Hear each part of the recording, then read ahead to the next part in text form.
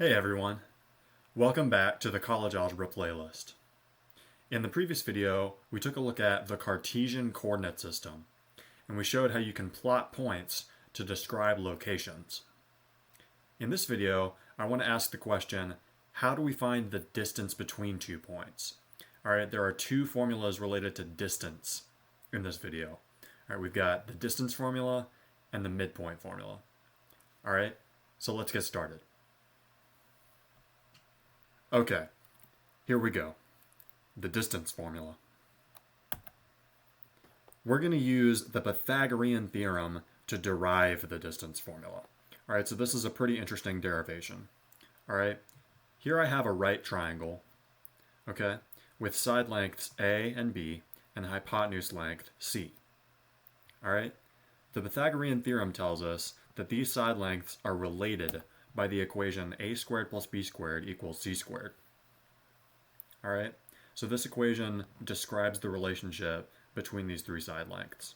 All right, if we were looking for the hypotenuse length c, we could isolate it in this equation and see what we get. All right, so the first thing we want to do is swap the left and right hand sides. All right, so we have c squared equals a squared plus b squared. And then, if we wanted to truly isolate c, we would need to take the square root of both sides of the equation. All right, this square root and this power 2, they undo each other. All right, so on the left-hand side, I'm just left with c. Okay, so I get c equals the square root of a squared plus b squared. All right, we successfully isolated c. All right, and this tells us what the side length is, right? What the hypotenuse length is. It's given by this radical here. All right. So let's extend this to the Cartesian coordinate system. All right, here I have a right triangle, okay, and I have 3 points. All right, the first thing we want to do is give these points some names. All right, let's call this point x1, y1. All right, and then notice that this point here, right, this point has the same height as this point. All right, its y value should be the same. All right, so we have something comma y1. All right, let's say x2 comma y1. All right. Also notice that here with this point, it has the same x value as this point.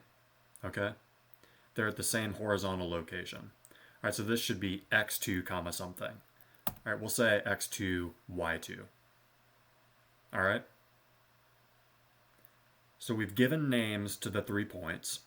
All right, next we want to say this distance here is d. All right, this hypotenuse length is d. All right, we're looking for the distance between x1, y1 and x2, y2. All right, so we don't know what d is yet. All right, but we do know what these side lengths are. Okay, this distance here is simply going to be the difference between the x coordinates of the 2 points. All right, so we get x2 minus x1, and we use absolute value bars to ensure that it's a positive number. All right, so we can extend this to other quadrants, right, where this difference might be negative, might be a negative number. So we need the absolute value bars to ensure that we get a positive distance. All right, so we know this, and we also know the length of this side here, right? This is going to be the difference between the y values, okay? It's y2 minus y1, and again, we take the absolute value. All right? Let's take this right triangle to the side, all right?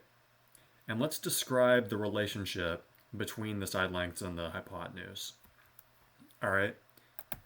The Pythagorean theorem tells us that this equation is true, right? We have a squared plus b squared equals c squared. Okay? So we want to isolate d. All right? To do that, the first thing we're going to do is get rid of these absolute value bars. All right? We don't need them anymore. Okay, because we're squaring this quantity here. All right? Squaring something always ensures that it's going to be positive. All right? So this is positive and this is positive. All right, we don't need the absolute value bars anymore. All right. So let's isolate D, okay? let's swap the left and right hand sides. All right, we get d squared equals this. All right, and then to isolate d, let's take the square root of both sides. Okay, so on the left hand side, right, we have the square root of d squared. That's just d. All right, so d equals the square root of x2 minus x1 squared plus y2 minus y1 squared. Okay? This is our formula. All right? We've successfully derived the distance formula. All right? So let's write that down. Okay?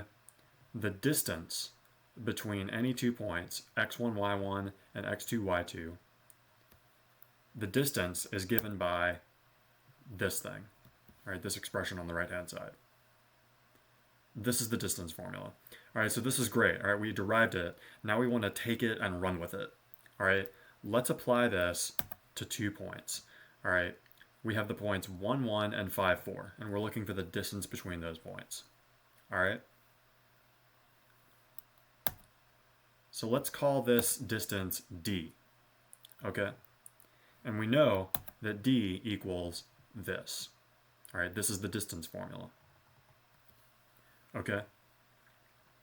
So let's plug in values for x2, x1, and y2, y1. All right, let's call this point here x1, y1, and we'll call this point here x2, y2. All right. So in parentheses, we just have the difference between the x values, okay, 5 minus 1, and we square it. And then here, we just have the difference between the y values, right, 4 minus 1, and we'll square that. Okay? So in the parentheses, we get 4 and 3. Okay, 5 minus 1 is 4, and 4 minus 1 is 3. Okay, and then under the square root, we get 4 squared plus 3 squared, which is 16 plus 9. Okay, 16 plus 9 is 25. All right, and hallelujah, this is a perfect square. All right, this is going to give us a really nice number. All right, the square root of 25 is 5. All right, so my final answer is 5. That's the distance between the 2 points. All right, it's not always going to work out like this. It won't be this nice. Right, most of the time, you're going to end up with radical expressions, right, that don't simplify. All right, you'll have an ugly radical expression for your distance, and that's fine. All right, in this case, it simplified nicely, though. We get 5. Okay? So that's the distance formula. Next, let's talk about the midpoint formula. Okay? Here I have 2 points, right? x1, y1, and x2, y2. All right? I want to know what are the coordinates for the point that's perfectly halfway between these 2 points. All right, what are the coordinates of m? All right, we're calling it m. Well, its x-coordinate is going to be the halfway value between x1 and x2. All right, if you're trying to find the middle value between 2 values, like say for example 3 and 5, you add the numbers and then divide by 2, right? 3 plus 5 over 2 is 8 over 2, which is 4. All right, so let's do that with x1 and x2. All right, our x-coordinate for m is going to be x1 plus x2 over 2. All right, and the y-coordinate, similarly, is going to be y1 plus y2 over 2. All right, that's the middle value between y1 and y2. Okay, great. So this is the midpoint formula. All right, we didn't really go through a derivation to get this. I'm sort of just giving it to you. But that's okay, right? We can take it now and run with it. All right, let's use this formula to find the midpoint between 2 points. All right. So here I have 1, 2, and 5, 4. All right, I want to know what the midpoint is, right? What are the coordinates of this point, m? All right. The midpoint formula tells us that these are the coordinates. Okay. This is the ordered pair. So let's add the x values and divide by 2, right? We get 1 plus 5 over 2. All right, that's the x-coordinate. And then for the y-coordinate, right, we add the y values and divide by 2. Okay, so 2 plus 4 over 2. All right, that gives us 6 over 2, comma 6 over 2. All right, and that is 3, 3. All right, so the midpoint is 3, comma 3. All right. let's try one more problem. Here, the diameter of a circle has endpoints -3, 1, and 1, 3. Find the center of the circle. All right? Notice that the center of the circle is actually the midpoint of the line segment between these 2 points. All right? This is a visualization of the diameter, right? The middle, right? The middle between these 2 points is the midpoint, right? Which is the center of the circle, all right? So instead of using the equation of a circle to find the center, all right, here, we're just going to use the midpoint formula, all right? Equations of circles is a future topic, all right? We'll talk about that later, all right? This is one way that you can find the center of a circle without using its equation, all right? So we're just going to use the midpoint formula, all right? M equals these coordinates here by the midpoint formula, all right? So let's plug in our values.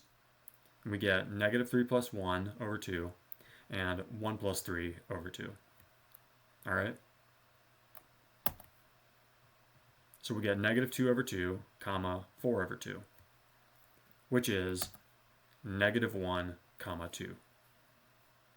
All right? So these are the coordinates of the midpoint, which is the center of the circle.